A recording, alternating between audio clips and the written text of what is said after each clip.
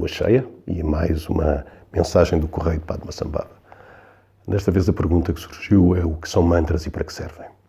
Então a melhor forma de entender o que são mantras é olhar para o próprio significado da palavra mantra.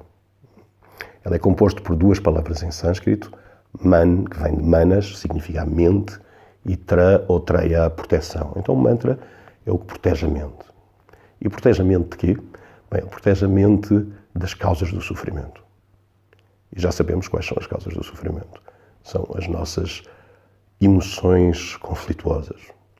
E de todas elas, a essência é a ignorância sobre a nossa verdadeira natureza.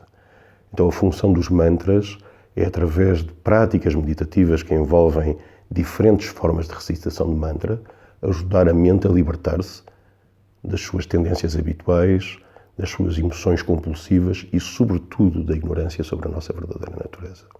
Então, isto é o que significa mantra e a sua função.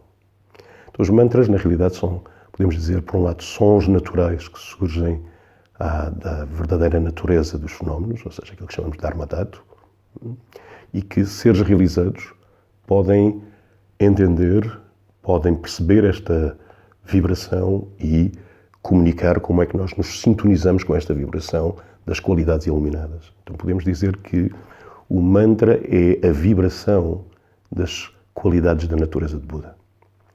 E ao vibrarmos através da repetição do mantra que afeta a nossa respiração densa, mas sobretudo aquilo que chamaremos de respiração subtil, vamos vibrando em sintonia com as qualidades da natureza de Buda.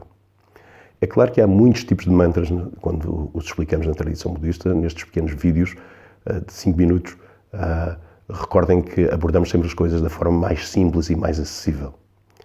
Então, podemos dizer que um mantra não pode ser composto por uma pessoa vulgar.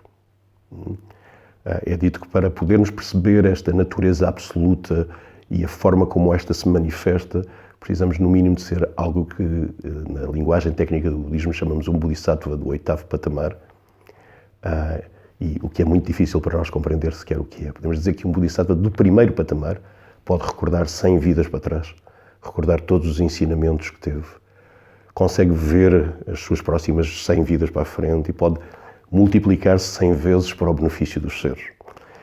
Isto é um do 1º patamar, mas nem mesmo este ser com este nível de realização pode verdadeiramente expressar ou compor um mantra.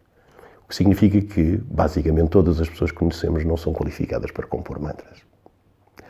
Então, o mantra precisa de ser expresso por um ser realizado. Muitas das vezes dizemos que um mantra é a vibração sonora de um Buda. Significa é a vibração sonora das qualidades do estado iluminado com os quais nós nos sintonizamos através da sua prática meditativa, protegendo assim a nossa mente da nossa percepção vulgar e confusa.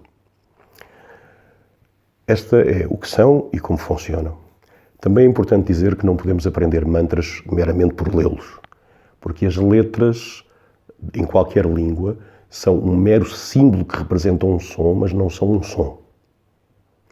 Então devemos receber o mantra através daquilo que é chamada transmissão oral, que é exatamente em tibetano lung, que também pode significar vento ou respiração, significa a vibração de a fala de alguém que recebeu este mantra e o praticou o suficiente para que este mantra se torne, vamos lhe chamar assim, ativo, para que este mantra tenha um certo poder transformador. Então, quando recebemos o mantra de um mestre qualificado, depois podemos aprender a meditar ou como deixar que a nossa mente, respiração e o mantra trabalhem em conjunto, como disse, para proteger a mente da nossa percepção vulgar e, finalmente, sintonizar-nos com a nossa natureza de Buda. Eu diria que há, no mínimo, 3 benefícios de recitar mantras. É claro que há mais, mas de uma forma muito simples. Primeira, já disse, entramos em contacto com a nossa natureza de Buda.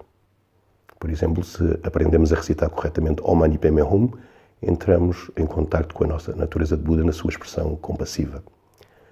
Segundo, se a nossa prática não for tão profunda, pelo menos estamos a conectar-nos com a intenção de desenvolver esta intenção compassiva, no caso deste mantra. O que é, já por si, uma proteção quando a nossa mente desenvolve qualidades de compaixão e bondade. E terceiro, mesmo que a nossa prática não seja muito boa, enquanto estamos a recitar Om Mani Padme Hum ou a pensar Om Mani Padme Hum, nós estamos a pensar mal dos outros. o que significa que estamos a proteger a nossa mente do karma das nossas tendências negativas. E enquanto recitamos com a nossa boca o Mani Padme Hum, não falamos mal dos outros, não usamos tagarelice, não usamos determinadas formas de expressão que seriam karma negativo da fala. Então, mesmo na pior forma de prática, enquanto a nossa mente e a nossa fala se envolvem com a recitação do mantra, estamos protegidos das nossas tendências negativas. Penso ser excelente, com fantástica a sabedoria, a compaixão e bondade dos Budas para connosco. Muito obrigado.